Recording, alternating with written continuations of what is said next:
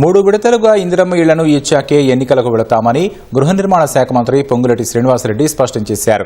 భద్రాద్రి కొత్తగూడెం జిల్లా ఇల్లందులో అభివృద్ధి కార్యక్రమాల్లో పాల్గొన్న ఆయన పంచాయతీ ఎన్నికల్లో గెలుపొందిన ప్రజాప్రతినిధులను సన్మానించారు.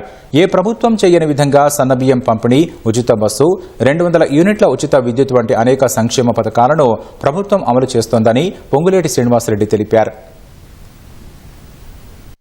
అన్న మాట ప్రకారం ప్రతి పేదవాళ్లకి సంక్షేమ కార్యక్రమాలు ఇస్తూనే పెద్ద ఎత్తున రాష్ట్ర వ్యాప్తంగా పట్టణాలలో, పల్లెలలో అభివృద్ధి కార్యక్రమాలు చేస్తున్నాం. 100 బెడ్ల హాస్పిటల్, ఇలా అభివృద్ధి కార్యక్రమాలు ఇల్లెందు పట్టణాన్ని అద్దంలా తీర్చిదిద్దే కార్యక్రమం ఈ ప్రభుత్వం చేపట్టింది. ఇందిరమ్మ ఇళ్లు కూడా ప్రతి పేదవాడికి ఇంకా 3 విడతలు ఇస్తాం. అది పట్టణ ప్రాంతంలో ఇస్తాం, పల్లెలలో కూడా ఇస్తాం. ఇచ్చిన తర్వాతనే ఎన్నికల్లో మీ దీవెనల కోసం మళ్ళీ వస్తాం.